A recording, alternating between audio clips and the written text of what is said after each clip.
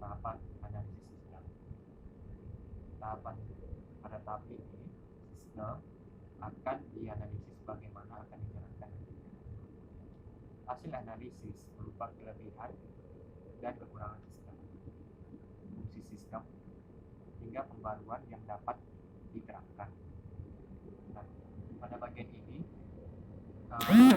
termasuk dalam bagian perencanaan. Nah, bagian yang termasuk dalam perencanaan ialah alokasi sumber daya, perencanaan kapasitas, penjadwalan proyek, estimasi biaya, dan penetapan.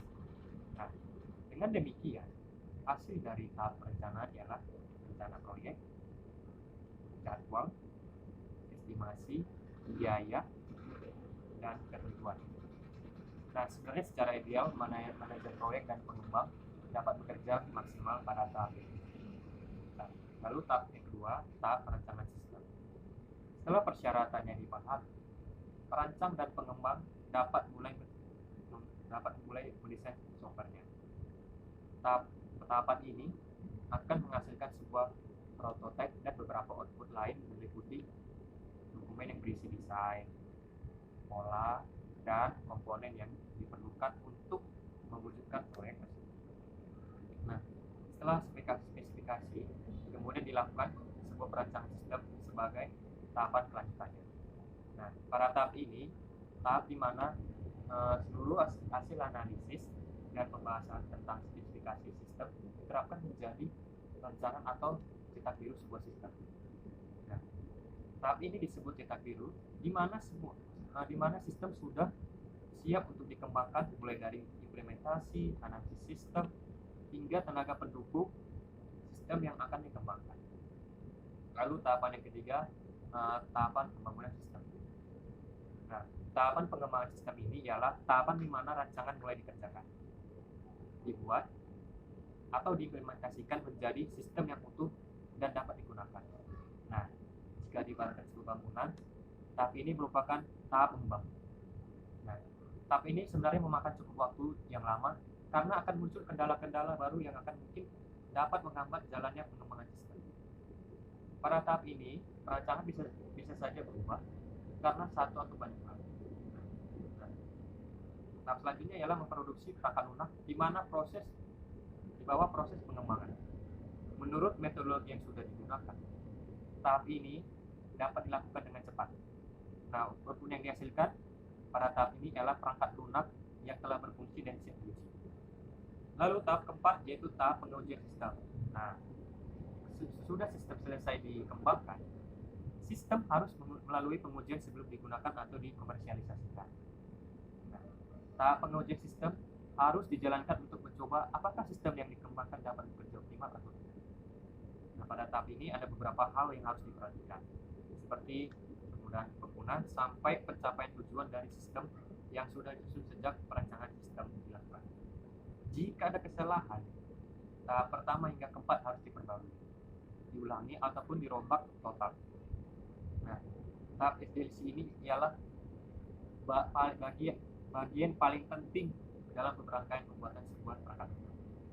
Karena sangat tidak mungkin mempublikasikan sebuah software tanpa melalui pengujian terlebih dahulu.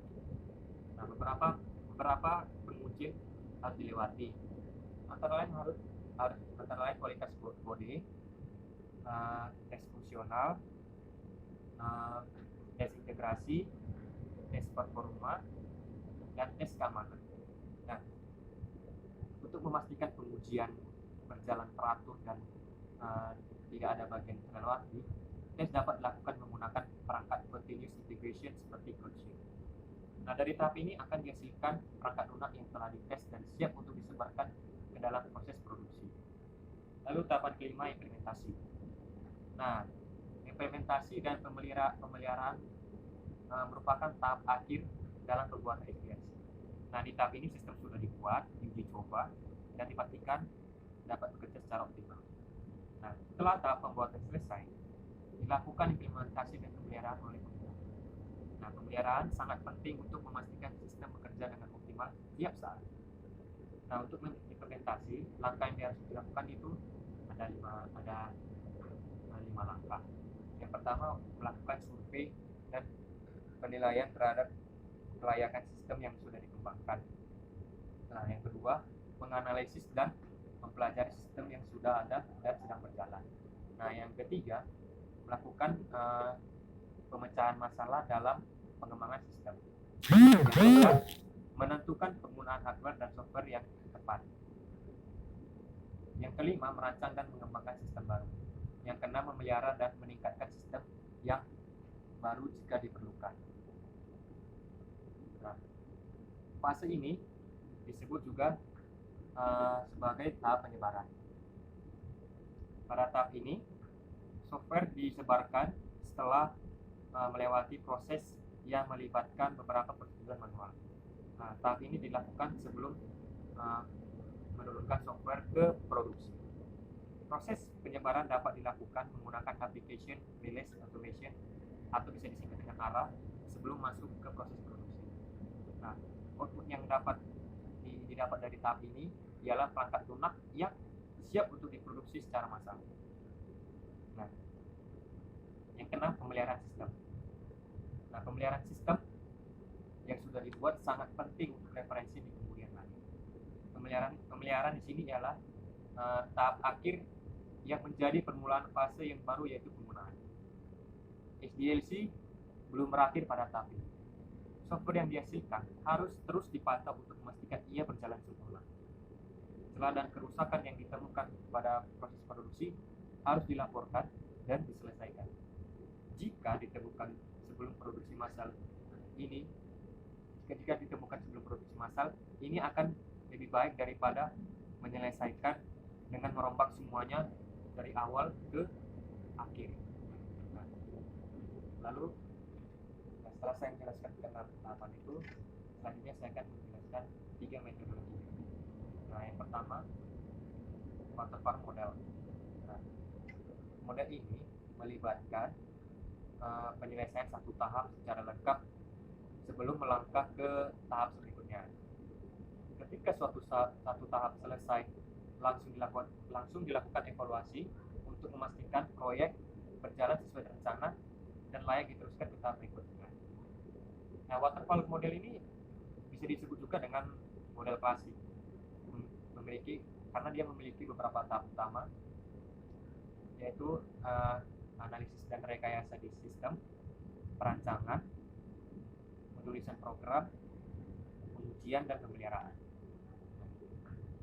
Yang kedua, V-shape model, atau dengan saya biasa dikenal V model. Nah, model ini fokus pada proses eksekusi dengan cara berurutan, hampir sama dengan model waterfall, tetapi lebih menekankan pada tahap pengujian. Nah, prosedur pengujian pada model ini bahkan ditulis sebelum kode program dibuat. Lalu yang ketiga, model incremental. Model ini melibatkan beberapa siklus pengembangan. Siklus tersebut dibagi ke dalam pengulangan kecil. Pengulangan tersebut dapat diatur dengan mudah dan melewati serangkaian tahap, termasuk pengaturan, desain, penerapan, dan